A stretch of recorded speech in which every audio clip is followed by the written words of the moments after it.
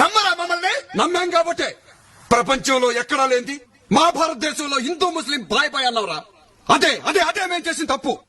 అలా నమ్మినందుకు బాంబే బ్లాస్ట్లు, కాశ్మీర్ గొడవలు, temple attackings, ఆఖరికి ఇన్ని జరిగినా కూడా మిమ్మల్ని నమ్మి లాహోర్ దాకా బస్సులో వచ్చాం కదరా. ఏం చేశారా మీరు?